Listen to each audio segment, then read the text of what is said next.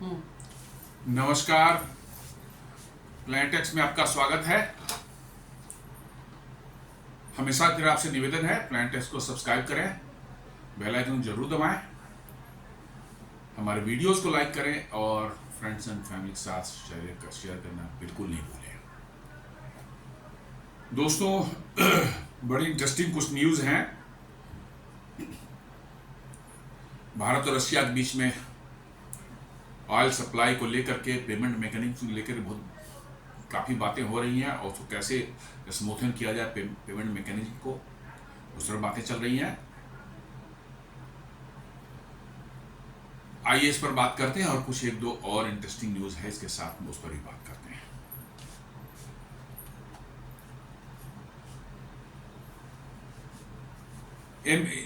News आ रही है कि amid Trump tariffs India to launch FTA negotiation with Eurasian economic union.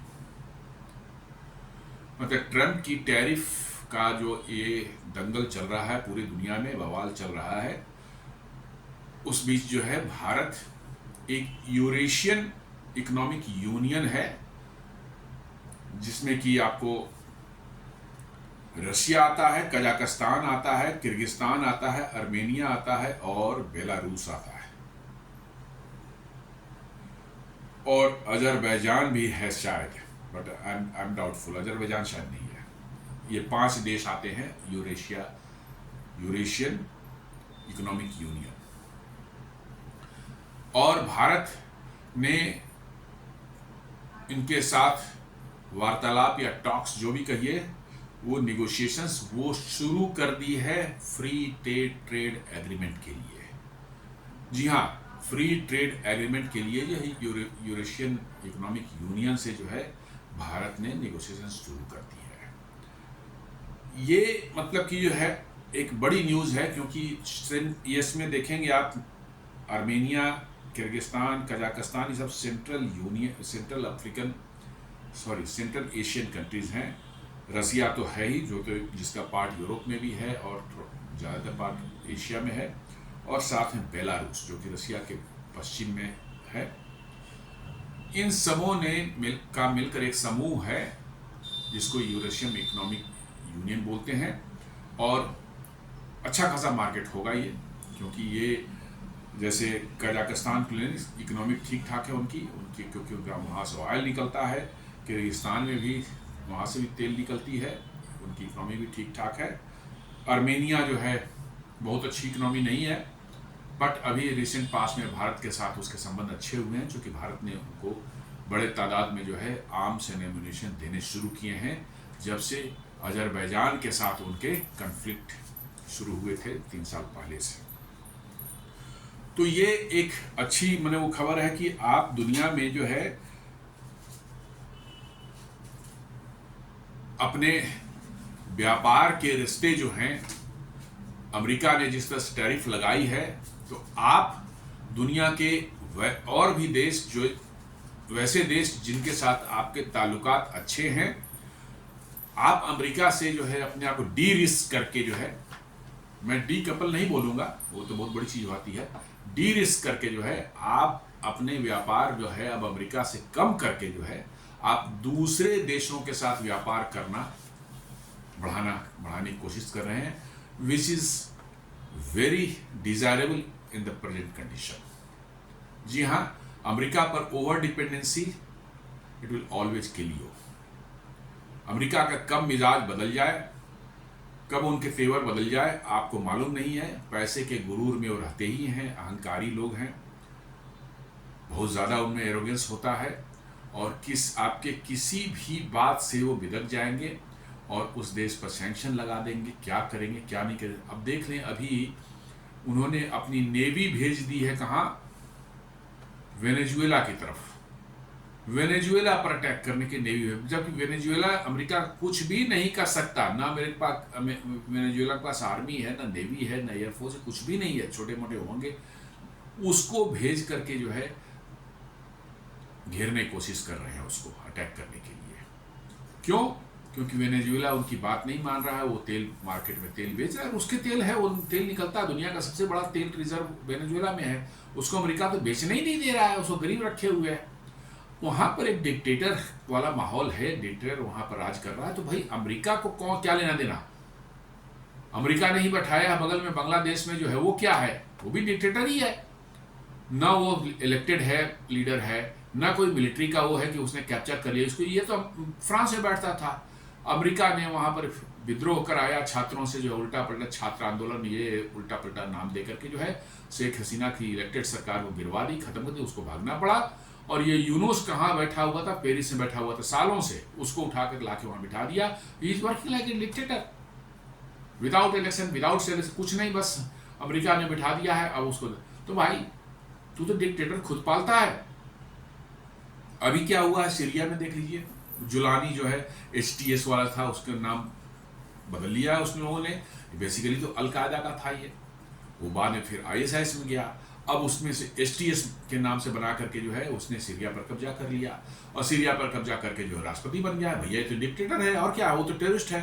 America ने खुद उस पर $10 लाख के जो है इनाम रखे थे उसके सर पर, और अब अमेरिका उसी के साथ जो है पिंगे बढ़ा रहा है। अभी 2-3 महीने पहले डोनाल्ड ट्रंप जो है, मुझे लगता है अप्रैल महीने में या मार्च महीने में जो गए थे सऊदी अरब में, जो है जुलानी वहां पर जो है वो अपना भेष बदल लिया उसने बढ़िया ट्रिम करके दाढ़ी वाड़ी ट्रिम कर ली, एकदम बिल्कुल बाल एकदम फर्स्ट क्लास हीरो स्टाइल में, जो है करगाठी तो ऊंची है ही, वो सूट और टाई पहना दिया गया उसका, और वो पहुंच करके वहां ट्रंप से हाथ मिलाया था उसने, और वही फोटो भी खिंचवाई थी। तो भाई डिक्टेटर तो अमेरिका तो पालता रहा है, जहां भी डिक्टेटर उनको मिलता है पालते रहे। पाकिस्तान के कितने डिक्टेटर से इन्होंने पाला है। तो डिक्टेटर्स कोई दिक्कत इनको नहीं है, इनको दिक्कत है कि वो डिक्टेटर जो इनकी बात ना माने। और तो खैर डेमोक्रेसी वाले भी जो है, शेख हसीना क्या थी, होती शी वाज इलेक्टेड मतलब लीडर, वो बात नहीं माने। सेंट मार्टिन आइलैंड जो है मांग रहे थे वो अपने बेस बनाने के लिए, उसने मना कर दिया।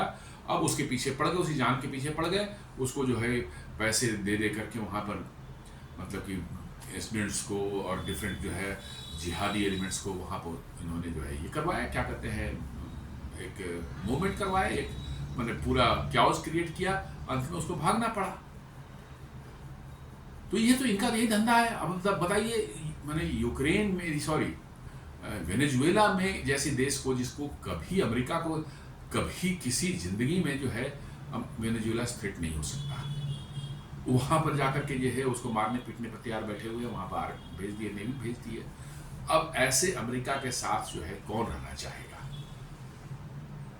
तो वही मैं कह रहा था कि यूरेशियन इकोनॉमिक फोरम के साथ जो है, यूनियन के साथ जो है भारत ने ट्रेड निगोशिएशन शुरू कर दी है। और अमेरिका में जो सामान जो जाते थे, फार्मास्यूटिकल्स हैं, टेक्सटाइल्स हैं, जेम्स एंड ज्वेलरीज हैं, इस तरह की और भी चीज़ें, हाउस होल्ड गुड्स से जूते चप्पल होते थे, बहुत सी चीज़ें हम लोग एक्सपोर्ट करते हैं अमेरिका को, जिस पर उन्होंने 50% टैरिफ लगाया है।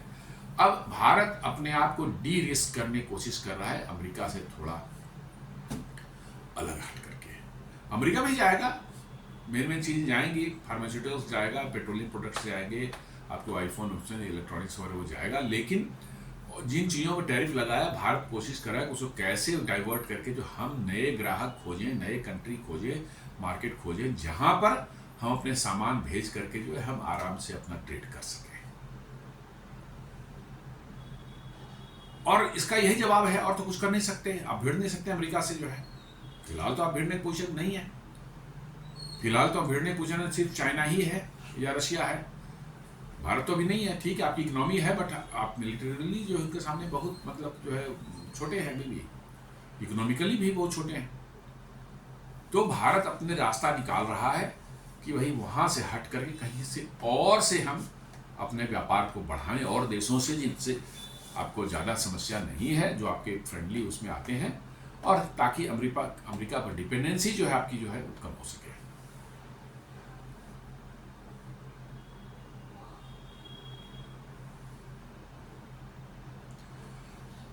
इन बिटवीन जो है इंडिया और रशिया जो है उन्होंने अपनी कोशिश शुरू कर दी है कि कैसे इन दोनों के बीच में व्यापार जो हो रहा है, मुख्यतः तेल और अन्य वस्तुओं का, ज़्यादातर तेल का ही है, इसके लिए पेमेंट मैकेनिज्म जो है उसको कैसे, उसका जो ट्रांजैक्शंस हैं, उसके जो ये है पेमेंट मैकेनिज्म है, उसको कैसे आसान किया जाए, स्मूथ किया जाए। इस पर कोशिशें जारी हो गई हैं और चल रही हैं। हिंदुस्तान टाइम्स का क्या न्यूज है, ये कहता है India Russia unite to boost payment ties amid Trump dollar fear making transaction easier for India and Russia. Russia कह रहा है कि हम रूपी रूबल में लेंगे, और भी दूसरी मुद्रा में है उसमें भी आप दे सकते हैं, और नहीं तो आप बार्टर भी कर सकते हैं। बार्टर का मतलब हुआ जितने का आपने तेल खरीदा उतने के सामान आप वहां भेज दें, खाने पीने के सामान भेज दें, आप मतलब कि फार्मास्यूटिकल्स भेज दें, मतलब कि इंजीनियरिंग गुड्स भेज दें, और जो भी सामान रशिया की जरूरत है वो आप यहाँ से भेज दें, उतने वैल्यू का जो है Russia will accept it, no problem. आप डॉलर की रिक्वायरमेंट से ही बाहर हो जाएंगे। और नहीं तो रुपये में देना है रुपये में दे दीजिए, दिरहम में देना है दिरहम में दे दीजिए। वो कह रहा है कि युआन में भी दे सकते हैं तो दे दीजिए, नो प्रॉब्लम। या रूबल तो आप हम एक्सेप्ट करेंगे, 4 रुपये भी कर सकते हैं। ऑलरेडी रशिया का वोस्ट्रो अकाउंट भारत में खुला हुआ है और उसके थ्रू ट्रेड हो रहा है, लेकिन उसको और बूस्ट करने के लिए, आसान करने के लिए जो है उन्होंने कहा है कि आप और भी मुद्रा जो है दूसरी फॉरेन करेंसी है उनका भी इस्तेमाल कर सकते हैं और साथ में बार्टर भी कर सकते हैं आप।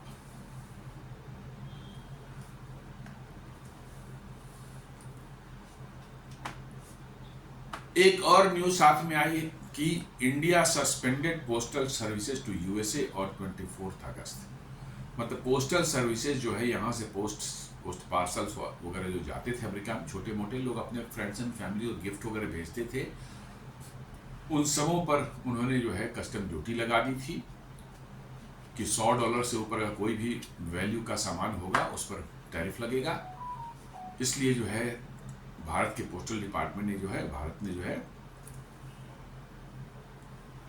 इंडिया डिपार्टमेंट ऑफ पोस्ट है temporarily suspended mail services to the US. Temporarily उन्होंने यूएस को सभी मेल सर्विस सस्पेंड कर दिया है, citing confusion and unprepared system following abrupt new US custom rules. Bharat कह रहा है कि पोस्टल डिपार्टमेंट कह रहा है कि भारी कंफ्यूजन है और अनप्रिपेयर्ड है, पूरा सिस्टम जो नया बनाया है वो प्रिपेयर्ड ही नहीं है, तैयार ही नहीं है। उस तरह के कितना टैरिफ लगेगा, किस पर कितने पैसे लेंगे, कहीं डिफाइंड नहीं है प्रॉपरली। इसलिए जो है हम अभी कस्टम्स पोस्टल सर्विसेज को यूएसए के लिए सस्पेंड कर रहे हैं।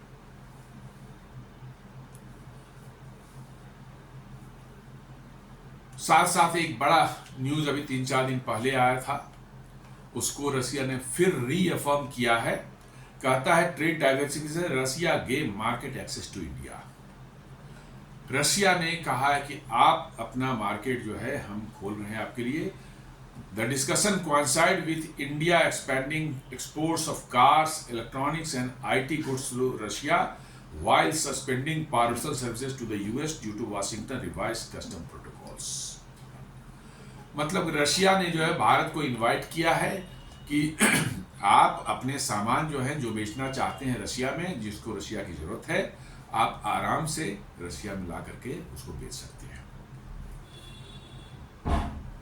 और उसमें क्या है, कार्स हैं। जी हाँ, कार की बहुत वहाँ पर ये हुई क्योंकि वेस्टर्न ब्रांड्स जितने हैं वो सभी वहाँ से भाग गए हैं और चाइनीज ब्रांड्स ने पिछले 3 साल से वहाँ करीब करीब कब्जा कर लिया है। और चाइनीज ब्रांड्स की क्वालिटी इतनी घटिया है कि रशियन परेशान हो चुके हैं, क्योंकि वेस्टर्न ब्रांड सारे वहाँ से चले गए, ना सपोर्ट सर्विसेज है, ना स्पेयर्स है, कुछ भी नहीं, तो उनको चलाना मुश्किल हो रहा है। कार्स कैसे मेंटेन करेंगे आप? तो उन्होंने चाइनीज की तरफ रुख किया।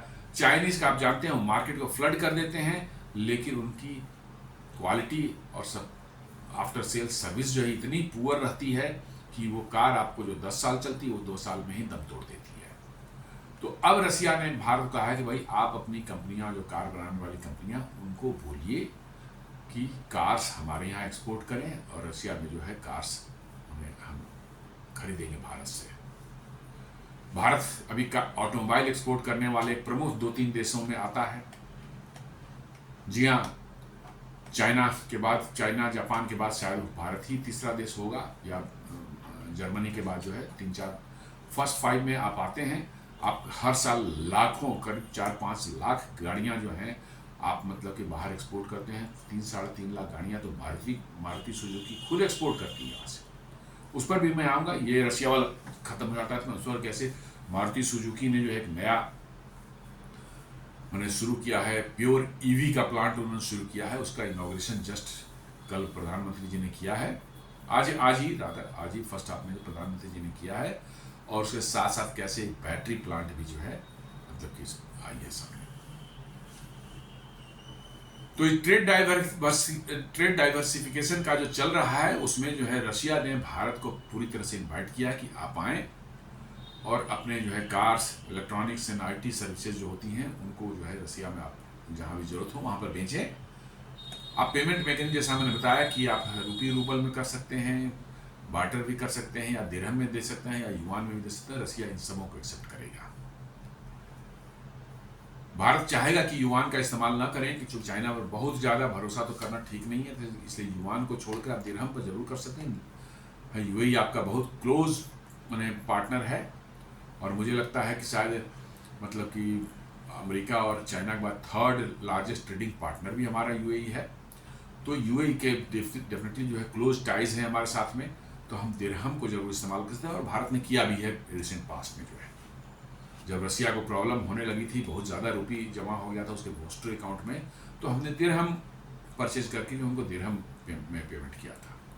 तो ये मतलब दिखा रहा है कि ट्रंप चाहे जितना भी कर ले, ठीक है, मैं तो कहता हूं कि नुकसान जरूर भारत को होगा। इसमें नहीं ये कहा जाए कि अमेरिका बहुत बड़ा मार्केट है और साथ साथ बहुत हेवी कंजम्पशन करने वाला मार्केट है।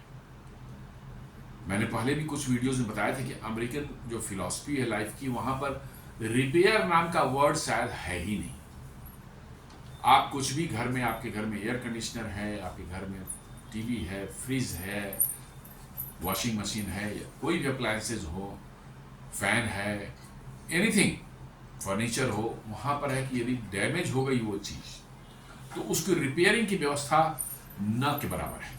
मैं नहीं कह रहा हूँ कि नहीं हो सकता, लेकिन यदि आप उसकी रिपेयरिंग में जाएंगे तो perhaps it may cost you so much कि आप कोशिश करेंगे कि भैया एक नया ही ले लें तो ज़्यादा अच्छा है। रिपेयरिंग चक्कर में हम इतने पैसे क्यों मतलब इस पर खर्च करें। तो इसलिए वहाँ पर बहुत ज़्यादा कंजम्पशन होता है। कार्स की ले लें आप, फ्रिज है, एयर कंडीशनर्स है, आपके मतलब कि जो है वॉशिंग मशीन्स हैं, आपकी अदर मशीन्स, घर में इस्तेमाल होने वाले यूटेंसिल्स हैं, मतलब कि रेडीमेड गारमेंट्स हो गए, जूते चप्पल हो गए, ये सब जो है हम लोग जो है जिस जूते को 8-10 साल तक, 5 साल 6 साल तक चलाते हैं वो शायद 1 साल में इस्तेमाल, 2 साल इस्तेमाल करके फेंक देते हैं। बिल्कुल अच्छे कंडीशन में है, चूँकि नए ब्रांड्स आ गए हैं मार्केट में तो उसको फेंक देना है। आईफोन देख लें, उनके पास नया आईफोन होगा, पिछले साल का होगा, लेकिन नया ब्रांड लॉन्च हो गया, नया मॉडल लॉन्च हो गया आईफोन को, तो नया ले लेंगे आईफोन, पुराने वाले को अब जाएगा। तो बहुत हेवी कंज्यूम करने वाला मार्केट है वो। वैसा मार्केट डेफिनेटली वहाँ जहाँ आप बहुत बड़ा बिजनेस कर सकते हैं। और इसीलिए शायद भारत का सबसे बड़ा बिजनेस पार्टनर अमेरिका था। लेकिन अमेरिकन हेजमनी जो उनकी है, उनकी जो दादागिरी है वो बढ़ती ही जा रही है डे बाय डे। उसमें कोई कमी आने की संभावना नहीं दिख रही है, किसी तरह की कमी आने की संभावना नहीं दिख रही है। हर तरफ से जहाँ पर भी हो रहा है वो दबाने की कोशिश कर रहे हैं अपने मतलब कि जो है एलाइज को, चाहे फ्रेंड्स को, और उनका है कि भाई दुनिया में सिर्फ राज करना है, अमेरिका को करना है, और सारे के सारे जो उनके या तो पपेट बन के रहें चाहे उनके गुलाम बन के रहें। जी हाँ, यही उनकी मंशा है। और वो मंशा अब शायद बहुत से देश जो है उनको पूरा नहीं होने दे रहे हैं। जैसे चाइना है, एक है, भारत एक है, रशिया एक है, ब्राज़ील हो गया, ईरान भी है। अब अमेरिकन डिक्टेट्स को मानने के लिए जो है ये तैयार नहीं है। समस्या की जड़ ही यही है कि अमेरिका की दादागिरी को आप नहीं मानेंगे तो आपको भुगतना पड़ेगा। इसलिए मैं कह रहा हूं, despite of biggest trading partner है भारत के, इसके बावजूद भी यदि आप अमेरिका को के मार्केट से अपना रिस्क कम कर सकते हैं, अपने एक्सपोर्ट्स जो अमेरिका के बजाय और देशों को की तरफ जो आप रुख करते हैं, बढ़ाना चाहते हैं, ये आपके लिए बेनिफिशियल होगा। क्योंकि वंस अमेरिका पर डिपेंडेंसी आपकी बन गई, आपको कभी भी वो लपेट करके जो है आपको रगड़ सकता है, जो कि यूरोप की हो चुकी है। जी हाँ, सेकेंड वर्ल्ड वार के बाद से यूरोप की इतनी जबरदस्त डिपेंडेंसी अमेरिका पर हो चुकी है कि अमेरिका के बगैर यूरोप का सर्वाइवल शायद मुश्किल हो, और इसलिए यूरोप अब अमेरिका की हर बात मानने को तैयार है, हर बात मानने को तैयार है। उल्टे सीधे जितने भी बातें वो कर रहा है डोनाल्ड ट्रंप या अमेरिका, उनकी सारी बातों को एज इट इज मानने को तैयार होना पड़ रहा है यूरोप को, डिस्पाइट ऑफ कि यूरोपियन यूनियन के बहुत से, ईस्टर्न यूरोप के बहुत से देश जो है वो बहुत ज़्यादा विरोध कर रहे हैं इसका कि हम डोनाल्ड ट्रंप जो है जैसे मर्जी वैसे अपनी ट्रेड डील को यूरोपियन यूनियन पर नहीं थोप सकते। लेकिन वो तो ऐसा ही रहा है, वो तो ऐसा ही रहा है। तो कहने का ये सेंस है कि अमेरिका पर डिपेंडेंसी जिनकी भी है उनका तो उन्होंने बिल्कुल कचूमर निकाल दिया है। कनाडा का भी वही हालत कर रहे थे, बट कनाडा इस बार उठ खड़ा हुआ और पूरा प्रॉपर जवाब दे रहा है, और अमेरिका की हालत खराब कर रखी है उसने। क्योंकि कनाडा पर भी यूएस की बहुत ज़्यादा डिपेंडेंसी हो चुकी थी। मैंने कहा ना कि यूएस वाले जो है काम धंधा करना नहीं चाहते, वो अब बैठ करके ऐश मौज खाएं पिए, ऐश मौज करें, वर्ल्ड टूर करें, साइट सीइंग करें, मौज मस्ती करें, कंसर्ट जो कहीं देखें जा करके जो है, ये सब वो सब है। वो काम धंधा मेहनत मजदूरी करने वाले लोग नहीं रह गए। तो आप देख लें कि बहुत सी चीज़ों पर, खासकर एल्यूमिनियम पर, स्टील पर, या इस तरह की बहुत से दूध पर, खाने पीने की बहुत सी चीज़ों पर अमेरिका की डिपेंडेंसी भी कनाडा पर हो चुकी थी। और उसके बावजूद भी अमेरिका ने उनके साथ बदमाशी करने की कोशिश की, तो कनाडा ने भी इस बार, अब तक कनाडा का भी जवाब नहीं दिया था, लेकिन इस बार कनाडा ने भी जो है अमेरिका को प्रॉपर जवाब दिया है। कनाडा ने भी जो है अमेरिका के जो एक्सपोर्ट होते हैं वहाँ पर, उन पर टैरिफ लगाई, प्लस बिजली सप्लाई, पेट्रोल डीजल की सप्लाई जो कनाडा से अमेरिका को होती थी, उस पर भी उसने एडिशनल टैरिफ लगाया, या उसने कम कर दिया, चाहे बंद कर दिया। इससे अमेरिका के नॉर्दर्न स्टेट्स जो हैं, जो कनाडा के बॉर्डर से सटे हुए हैं, उनमें हाहाकार मचा हुआ है, बिकॉज कि उनको बिजली जो है 40% उनकी बिजली बिल बढ़ गई है, महंगी हो गई है, क्योंकि उनकी सारी बिजली आती थी कहाँ से? कनाडा से। क्योंकि कनाडा में बहुत चीप हाइड्रो इलेक्ट्रिक पावर के सोर्सेज हैं, बहुत ज़्यादा हाइड्रो इलेक्ट्रिक सोर्सेज पावर के सोर्सेज कनाडा में है, बहुत ज़्यादा, और इसलिए कनाडा में हाइड्रो इलेक्ट्रिक जो बनते हैं बहुत ही चीप रेट पर बनते हैं। और वो अमेरिका इंपोर्ट करता था ट्रांसमिशन लाइन के थ्रू जो है, और नॉर्दर्न स्टेट्स में खपत जो है उन्हीं से होती थी। और नॉर्दर्न स्टेट्स में जो है आपके उनके इंडस्ट्रियल बेल्ट वगैरह सब है, ऑटोमोबाइल कंपनियां सिचुएटेड हैं, और बहुत से इंडस्ट्रीज से जो कि उस चीप बिजली का फ़ायदा उठा करके जो है अपना इंडस्ट्री चलाते थे। अब उन पर 25% टैरिफ लगा दिया है। लोग तो बता रहे हैं कि नहीं, बिजली बिल जो है एक्चुअल में जो है 40% बढ़ गई है। अमेरिका ने 25% लगाया है, कुछ और चीज़ें लेवीज वगैरह उस पर लगा कर 40% का बिल बढ़ चुका है।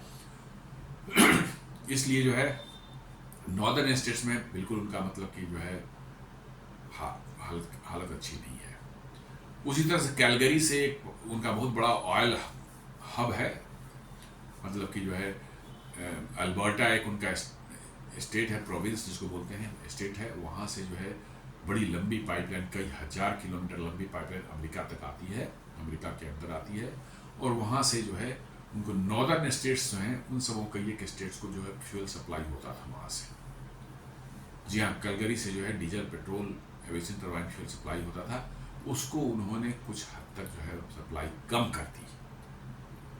इसके कारण जो है अमेरिका के जो है पेट्रोल स्टेशन को इन सब राज्यों में कि पेट्रोल स्टेशन में लंबी लंबी लाइनें लगनी शुरू हो गई,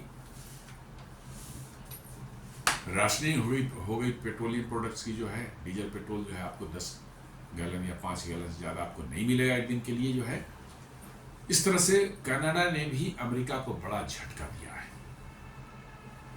और कुछ तो अमेरिका को झटका खुद भी मिला है।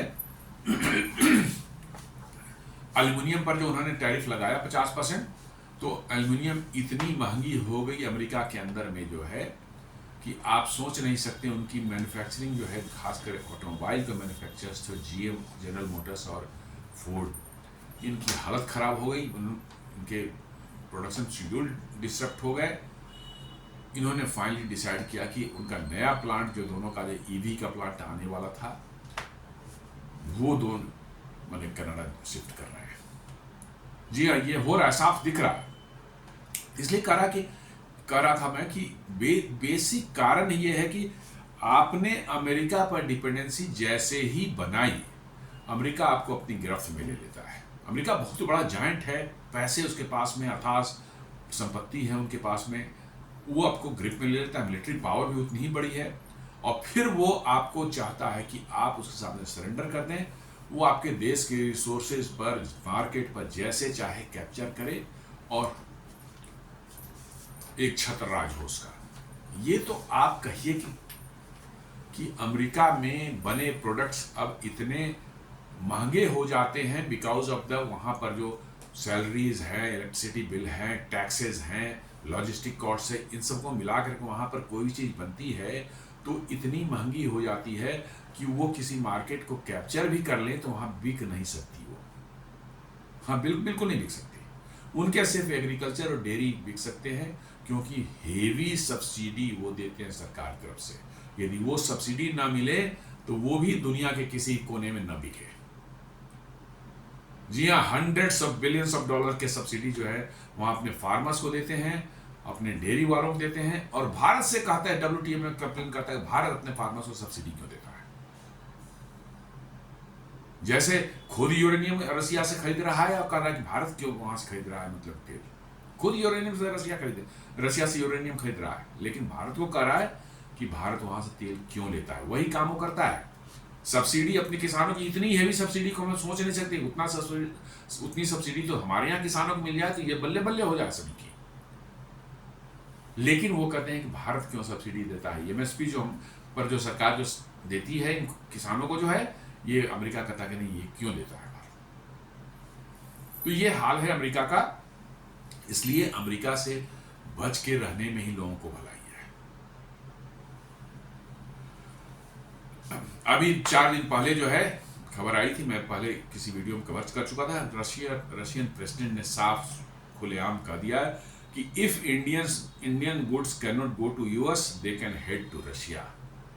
मतलब कि रशिया यदि भारत अमेरिका को सामान नहीं भेज पा रहा है, नहीं भेज पाने के कारण वही टैरिफ है, कह रहा है कि भारत यदि अपना सामान अमेरिका नहीं भेज पा रहा है तो वो सामान का रुख जो है रसिया की तरफ मोड़ दिया जाना चाहिए। रशिया में उनका स्वागत है।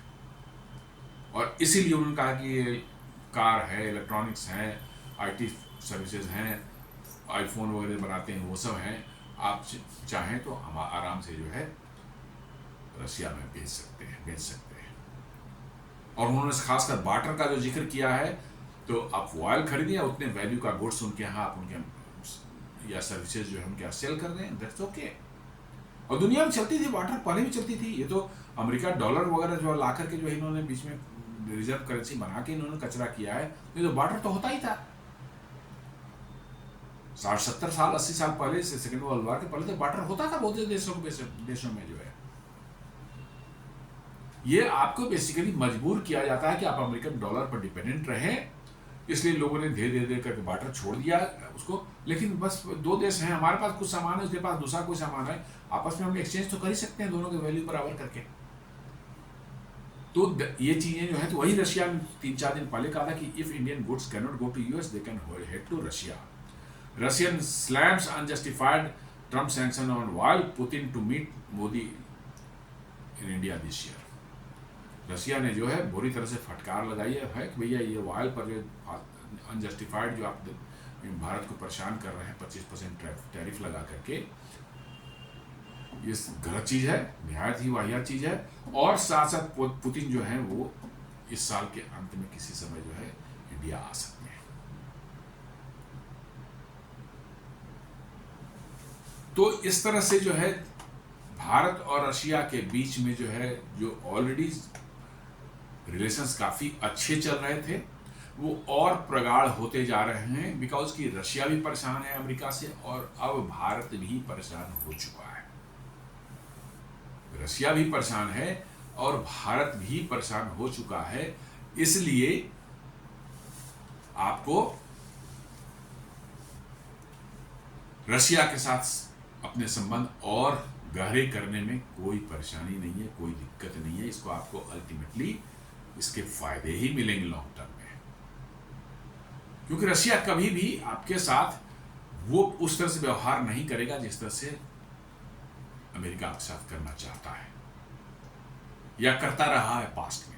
अभी कुछ सालों से ठीक है, एक बैलेंस चल रहा था, लेकिन वो हम लोग समझते थे कि बैलेंस है। ये हमारे नहीं कि अरे मोदी जी जाकर मिलने हाथ मिला लिए, गले मिल रहे, ट्रम्प से तो लगता है इनका यार हो गया, अब तो इंडिया अमेरिका बराबर नहीं। ये हम लोगों के माइंडसेट में इस बातें हैं। अमेरिका ने कभी आपको बराबर का समझा ही नहीं, धेले बराबर का नहीं समझता आपको। सच्चाई तो ये है, सच्चाई तो ये है। आज ही आप देख लीजिए कि एक न्यूज में पढ़कर कितनी मुझे हंसी आ रही थी, दंग आ रहा था। डोनाल्ड ट्रंप कहता है कि Russia and China should denuclearise themselves. अपनी बात नहीं कर रहा कि वो डीन्यूक्लियराइज करेगा, कह रहा नहीं, बड़े खतरनाक हथियार है, सब से बहुत दुनिया को खतरा है, इसलिए चाइना और रशिया जो है अपने आप को डीन्यूक्लियराइज करें। जैसे इसके जो है खानदानी कोई संपत्ति हो चाइना और रशिया, और उसने एक बता दिया कि भैया तू डीन्यूक्लियराइज कर ले, वो सब अपने न्यूक्लियर बम को फोड़ फाड़ मैंने करके जो है उसको डिसमेंटल करके जो है वो तैयार हो जाएंगे कि हाँ साथ चलिए हमने कर लिया। अरे कितना बड़ा मूर्ख, कितने बड़े ये शैतान है। ये अपनी बात नहीं कर रहा है कि अमेरिका के पास जो न्यूक्लियर बम है उसका क्या करेगा। ये ज्यादा अच्छा होगा खुद बोलता कि हाँ भाई मैं भी डीन्यूक्लियराइज करने को पूरी तरह से तैयार हूं, और दुनिया के सारे देश जो अपने आप को डीन्यूक्लियराइज करें, then it would have been a fair deal. लेकिन वो नहीं, वो कह रहा है सिर्फ रशिया और चाइना को कह रहा है कि आप डीन्यूक्लियराइज करो अपने आप को, इससे दुनिया में शांति आ जाएगी। अरे शांति तो तुमने फैला रखी है। अशांति, सबसे ज्यादा अशांति तो अमेरिका ने फैला रखी है। तुम्हारे मिलिट्री इंडस्ट्रियल कॉम्प्लेक्स की जो कंपनियां हैं उनको तो दुनिया में लड़ाई चाहिए हर जगह, ताकि उनका माल बिकता रहे। तो इस तरह से जो है अमेरिका जो है लोगों को ट्रीट करता है। इसलिए अमेरिका से बराबर आप सोच रहे हैं कि अमेरिका आपसे जो है डील कर रहा है, आपसे बुला करके जो है बात कर ले रहा है, उसमें प्रेसिडेंट ट्रंप से मोदी मिल रहे हैं, इसलिए बराबर हो गए। नहीं, ये बहुत भारी गलतफहमी हम लोग भारतीयों में है। गले मिला, हाँ अब तो मोदी और ट्रंप में दोस्ती हो गई है, हाउडी मोदी में मोदी ने उसको क्या घुमा दिया लेकर के पूरे स्टेडियम में, लोग एकदम बिल्कुल वाह वाह, अब तो अमेरिका भारत के कब्जे में है। फिर मतलब अहमदाबाद स्टेडियम नमस्ते ट्रंप वाला प्रोग्राम जिसमें 1 लाख 1.25 लाख लोग जो है जमा हुए थे, उसके बाद लगा कि भाई मोदी तो एकदम बिल्कुल मतलब, अरे भाई अमेरिका को आप जानते ही नहीं है। अमेरिका का साफ कहना है, उसके हेनरी किसिंगर ने साफ कहा था कि America is not having any permanent friend और परमानेंट एनिमीज। सुन लीजिए इसको, America doesn't have any permanent friend and permanent enemy. America is having only permanent interest. मतलब कि उनके इंटरेस्ट ही सिर्फ परमानेंट है, दोस्त और दुश्मन की बात छोड़ ही दीजिए, वो है ही नहीं। जिससे आज दोस्ती है कल उसे दुश्मनी कर लेंगे, जिससे आज दुश्मनी है कल दोस्ती कर लेंगे। वो उनके लिए कोई बड़ी चीज नहीं है। मोरालिटी और इथिक्स और ये सब चीज की बात ही नहीं करनी अमेरिका से। ये हम लोग बिना मतलब कि बेवकूफ़ी वाली काम करते हैं, करके नहीं बहुत अच्छा है, मोदी जी वहाँ गए थे, बात हो गई, ऐसे हो। अरे वो सब बेफिजूल की बातें हैं, कुछ नहीं होता उससे। उनको जहां भी, मैंने कहा ना कि पैसे कमाने का जहां भी जुगाड़ होगा उससे वो दोस्ती कर लेंगे। जैसे सीरिया से उन्होंने कुछ जुगाड़ करे, सीरिया में भी ऑयल वगैरह निकलता है। सीरिया के जोलानी जो है $10 लाख अमेरिका ने खुद उसको उससे जाके ट्रंप मिल गए, उस पर सारे सैंक्शंस हटा लिए गए। अब उसको जो है मनुष्य फोटो खिंचवा ली, अब वहां पर जो है वहां से तेल वेल का धंधा जो है कुछ अपना करना अमेरिका शुरू। अमेरिका को जहां से भी डॉलर कमाने का जुगाड़ लगेगा, अमेरिका वहां पर उससे हाथ मिला सकता है, और जब वो मामला खत्म हो जाएगा तो उसको लात मार के निकाल भी दे सकता है। ये भी बात समझ लीजिए। तो परमानेंट इंटरेस्ट और परमानेंट जो है दोस्त अमेरिका के कोई होते ही नहीं है कभी। सिर्फ उनके परमानेंट मतलब कि दोस्त और परमानेंट दुश्मन होते ही नहीं है, उनके परमानेंट होते हैं सिर्फ इंटरेस्ट। और एग्जैक्टली भारत के साथ उन्होंने वही किया। भारत को जो है उन्होंने क्यों प्रमोट किया पिछले कुछ सालों में, आप देख लेंगे 2004-05 के आसपास से जो है भारत को उन्होंने धीरे धीरे जो है प्रमोट करना शुरू किया, थोड़ा सा उसको लिवरेज दी, थोड़ा उसके साथ ट्रेड बढ़ाया, उसको थोड़ा हथियार भी भारत को कहा कि भैया हमारे यहाँ से खरीद लो, वही तो इंटरेस्ट वो था कि हथियार हमारे बिक जाएंगे। दूसरा ये था कि क्वेड वगैरह बना करके जो है भारत को उसमें शामिल कर लिया, बड़े लोग भारतीय लोग जो खुश हो रहे हैं, अरे भारत अब क्वेड में घुस गया, लगा कि नाटो में घुस गया भारत, क्वेड में घुस गया, अब तो साला चाइना की ऐसी कर देंगे वैसी कर देंगे, सब कुछ हो रहा था। लेकिन एक होशियारी मोदी जी ने बहुत जबरदस्त की उसमें, अमेरिका जो है क्वेड का एक मिलिट्री अलायंस बनाना चाहता था इन 4 देशों का, ऑस्ट्रेलिया, जापान, भारत और अमेरिका, इन चारों का मिलिट्री अलायंस बना करके जो है वो चाहता था कि भारत जो है अपनी ओर से, अपने लैंड बॉर्डर की ओर से जो है चाइना पर प्रेशर बनाना शुरू कर दे, और अमेरिका जो है वो अपना प्रेजेंस जो है पैसिफिक में रखेगा उधर नेवी वगैरह के थ्रू जो है, और अपने जापान में है, ताइवान में भी शायद थोड़ा बहुत होगा, बट जापान तो अच्छा खासा है, उससे चाइना को स्क्वीज करने का उनका प्लान था। लेकिन भारत ने मना कर दिया कि नहीं, हम इसमें क्वेड में, क्वेड सिर्फ एक ट्रेड अलायंस है, इकोनॉमिक इंटरेस्ट वाला अलायंस है, ट्रेड वाला अलायंस है, इसमें हम लोग मिलिट्री अलायंस की बात ही नहीं करेंगे। और अमेरिका को ये बात लग गई बड़ी बुरी तरह से। जी हाँ, उसके बाद से अमेरिका बिल्कुल बौखला गया है, तब से उन्होंने भारत को डिस्टेबलाइज करने के लिए, यहाँ रेजीम चेंज के लिए हर तरह की कोशिश उन्होंने शुरू कर दी है। तब से आपने देखा हो कैसे शाहीन बाग हुआ, कैसे यहाँ पर मतलब कि फार्मर प्रोटेस्ट हुए, कैसे इलेक्शन प्रोसेस को लेकर के नए नए आरोप जो है यहाँ के मतलब कि जो है अपोजिशन के पॉलिटिशियन जिनको जो पावर में नहीं आ पा रहे हैं उनको भी अमेरिका ने खरीद रखा है, यस माइंडेड, उनसे आरोप लगवा रहे हैं। किसी तरह से भारत में जो है बांग्लादेश टाइप का प्रोटेस्ट शुरू हो जाए, लेकिन भारत की जनता उतनी मूर्ख नहीं है। इन्होंने पिछले 10-12 सालों 10-11 सालों में जो है देश में जो विकास हुआ है और नरेंद्र मोदी को के प्रति जो उनकी कॉन्फिडेंस बढ़ा है कि ये आदमी देश को आगे ले जा सकता है, इसलिए अब वो कहीं पर कोशिश भी कर रहे हैं तो ज़्यादा उनको सपोर्ट या समर्थन नहीं मिल पा रहा है, और इसलिए भारत बचा हुआ है। भारत इसलिए बचा हुआ है कि अब लोगों में जो है ऑपोजिशन को वो समर्थन नहीं मिल रहा है जो उम्मीद कर रहे थे। आप इनको ले लें, फार्मर प्रोटेस्ट को ले लें, पूरी तरह से पूरी फंडेड था, मतलब यूएस एड से जो है, यूएस एड जो है उससे फंडेड था। यहाँ के डिफरेंट और एनजीओ को पैसे आए, डिफरेंट लोगों को पैसे कहाँ से मनी लॉन्ड्रिंग होकर के आए, और वो पैसे जो है फार्मर्स को दिए। इतना बड़ा प्रोटेस्ट जो 1 साल 1.5 साल तक चल सकता है, 2 साल तक चल सकता है। सेकेंड टाइम भी फार्मर प्रोटेस्ट हुआ, उसमें समझते हैं hundreds of crores of rupees खर्च हुए होंगे।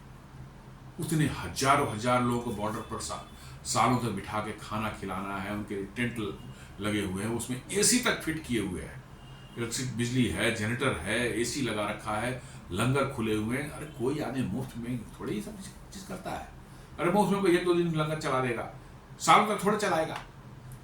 ये सारे पैसे जो है अमेरिका से ही आ रहे थे, और वो यूएस एड और नेशनल इंडोमेंट ऑफ डेमोक्रेसी जो करके जो है फर्जी ये सब जो है संस्था बना रखी है, इनका काम ही है दुनिया में, नेशनल इंडोमेंट ऑफ डेमोक्रेसी जो है इसका काम ही है दुनिया, कहने को तो डेमोक्रेसी प्रमोट करने का के लिए बना है, लेकिन इसका काम ही है जहाँ भी डेमोक्रेटिक गवर्नमेंट उसको गिरा करके जो है किसी तरह से जो वहाँ पर डिक्टेटर ले आओ, और वो अपना डिक्टेटर होना चाहिए जो हमारे उस पर चल सके। अब देख लीजिए पाकिस्तान में बगल में देख लीजिए आप, वहाँ के इलेक्टेड गवर्नमेंट से बात नहीं कर रहा है, वो मुनीर से बात कर रहा है, उसको बुलाकर उसे लंच पर बुला रहा है। तो ये सारी चीज़ें दिखाती है कि अमेरिका को कोई इस सबसे नहीं, जहाँ उसका इंटरेस्ट पर्पस फुलफिल हो रहा है, इंटरेस्ट हो उसका फुलफिल हो रहा है, वहीं पर वो जाएगा और वही काम करेगा जो उसके इंटरेस्ट का हो।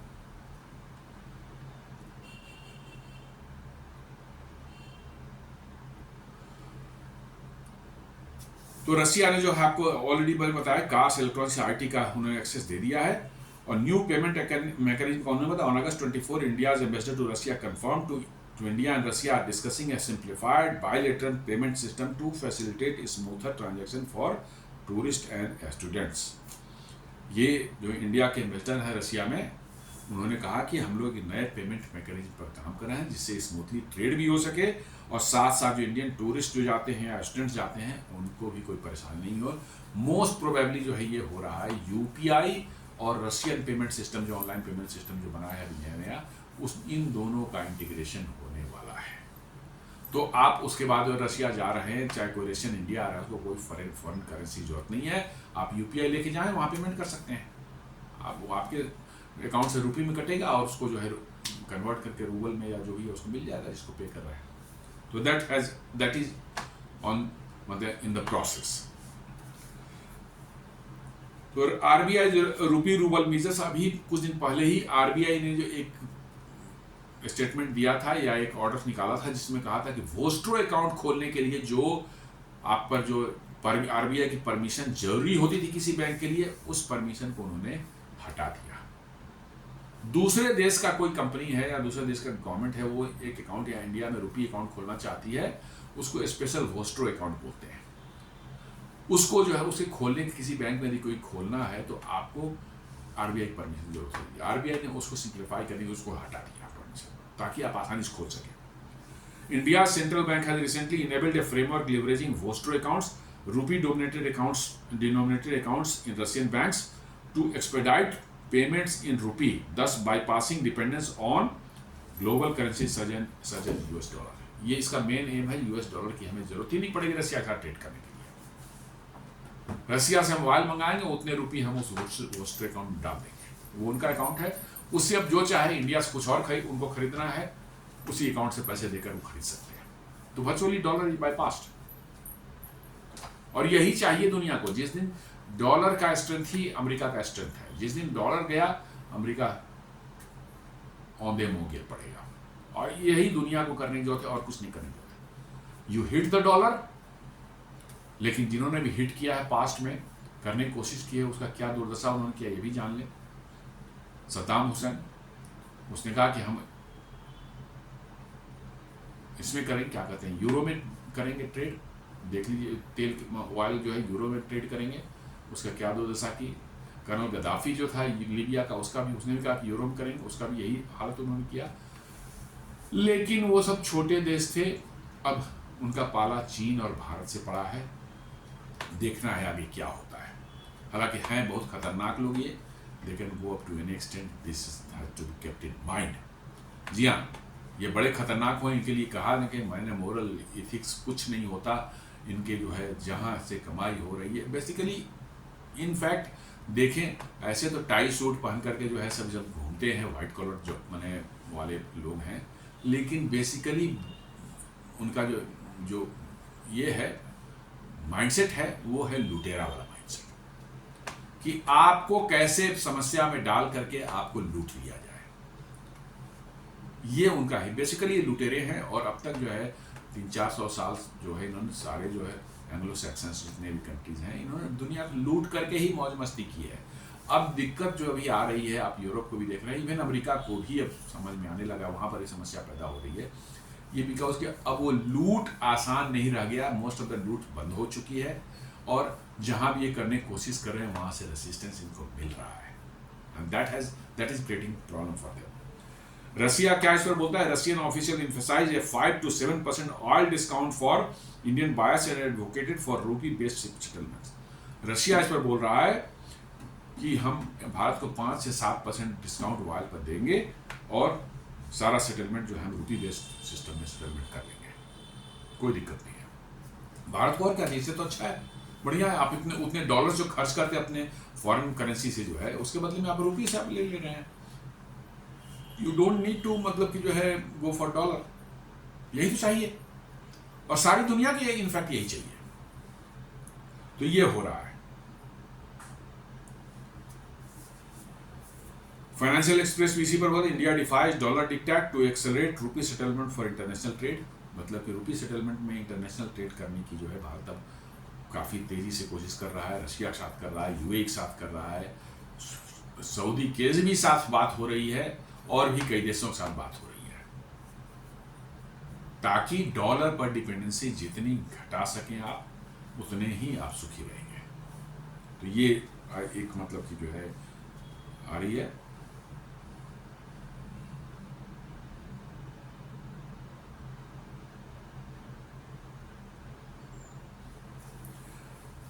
आरबीआई का नया सर्कुलर है। It is in its circular on August 5, RBI highlights that this decision is effective from immediate. Under this framework, exports and imports can now be invoiced and settled directly in Indian rupees. The exchange rate can be between the trading partners continue to be determined by market forces, allowing for greater flexibility. मतलब आप रुपये में सीधे invoices जो है raise कर सकते हैं। यहाँ से कुछ बेच रहे हैं रसिया को, चाहे रसिया से कुछ खरीद रहे हैं, रुपये में आपका सेटलमेंट हो जाएगा। RBI allowed banks to do this without RBI's approval now. यही वोस्टर अकाउंट की बात कर रहा है। अब एक और बात आती है कि रसिया ने कुछ स्पेशल मैकेनिज्म भी क्रिएट कर रहा है भारत को जो है तेल डिलीवर करने के लिए। Russia allows India to pay for crude in Indian rupees instead of dollars और यूरोस। ये तो हो ही चुका है। A part of the mechanism also works via barter style trade. India pays directly in goods, pharmaceutical, machinery, consumer products, tea etcetera. Russia कह रहा है कि आप बार्टर भी में भी हमको पेमेंट कर दें, उसके बराबर का गुड्स जो हमें जरूरत है वो दे दें, हमें कोई दिक्कत नहीं है। फाइन, हमें भी कोई दिक्कत नहीं, इंडिया को भी कोई दिक्कत नहीं होनी चाहिए इसमें। मल्टी करेंसी सेटलमेंट का भी जैसा हमने बताया कि उसने कहा कि यूएई दिरहम्स में भी कर सकते हैं आप, चाइनीज युआंस में भी कर सकते हैं, चाहे रूबल्स में भी कर सकते हैं, चाहे रुपये में कर सकते हैं। पूरी फ्लेक्सिबिलिटी उसने दे दी है, चूंकि रशिया भी जान चुका है कि अब उसको भारत जैसे रिलायबल पार्टनर्स को अपने साथ रखना ही जो है उसके लिए सेफ है।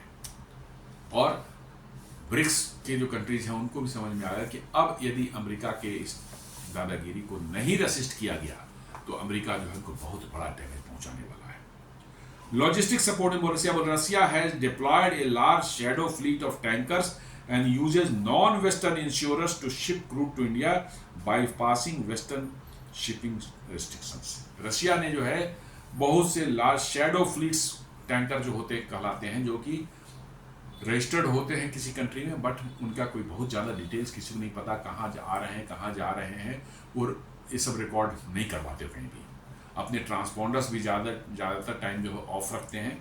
वो बहुत बड़ा फ्लीट रसिया ने तैयार किया है इधर उधर से करके, शिप्स वगैरह जुगाड़ करके जो है, और उन्हीं के थ्रू जो है वो इंश्योरेंस था। तो नॉन वेस्टर्न इंश्योरेंस जो है, रसिया में ही कोई इंश्योरेंस कंपनी है, उससे उनको इंश्योर करवा करके जो है वो उन शैडो फ्लीट्स के थ्रू जो है आपको भारत में तेल भेज रहा है। तो हमें तो बहुत बड़ा फायदा है। रसिया इतना कर रहा है हमारे लिए, तो हम भी रसिया के लिए कुछ कर रहे हैं। और इस डिफिकल्ट टाइम में जब इतनी धमकियों के बावजूद भी हम रसिया के साथ खड़े हैं, तो इसका मतलब है कि हम मतलब जो है ऑनर कर रहे हैं रसिया को, जो हमारे लिए कर रहा है उन चीज़ों का जो है।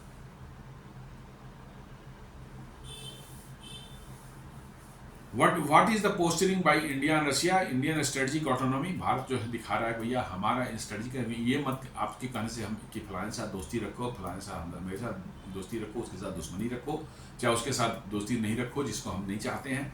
ये सब चीज़ें नहीं चलेंगी। हमारी एक स्ट्रेटजिक अपनी ऑटोनॉमी है और हम उसके हिसाब से जिसके साथ हमारा हित जुड़ा हुआ है उसके साथ हम रिलेशनशिप रखेंगे। Russia as a partner of choice. Moscow is reinforcing its role as a reliable, flexible partner, especially in energy and payments.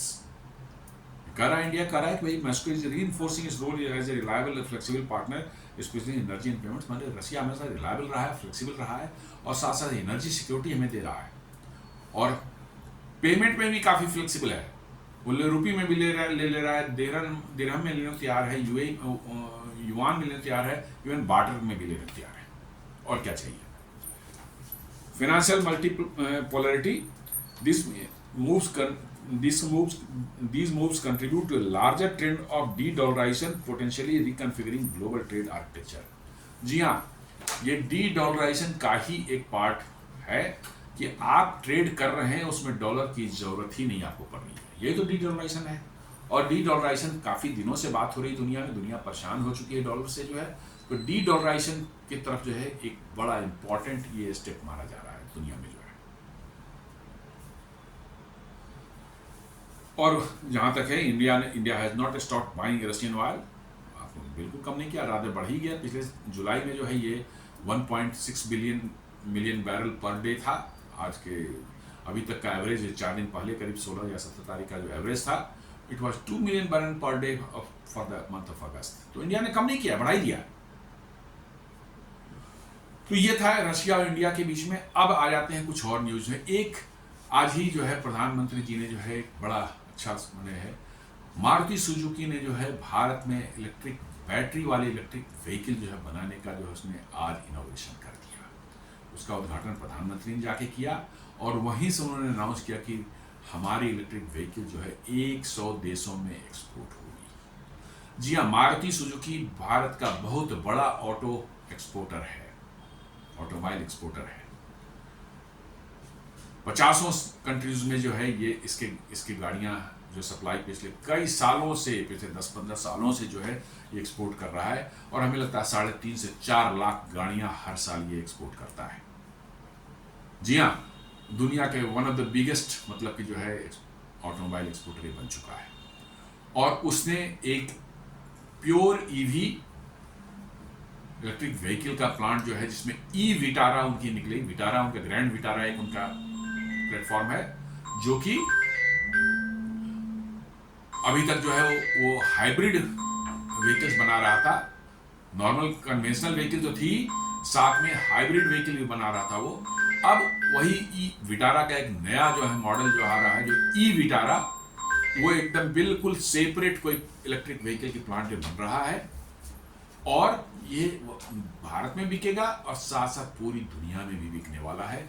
Modi ji ने अनाउंस किया कि ये 100 कंट्रीज में अनाउंस किया जाएगा, एक्सपोर्ट किया जाएगा। और साथ साथ आप ये भी देख लें कि इसके साथ उन्होंने एक और बड़ा काम किया है कि एक लिथियम फॉस्फेट बेस्ड जो है लिथियम सेल बनाने का, बैटरी बनाने का एक बहुत बड़ा कारखाना वहीं गुजरात में ही जो है, जहां ये प्लांट इसका शुरू हुआ है ईवी वाला, वहीं पर उन्होंने तैयार किया है।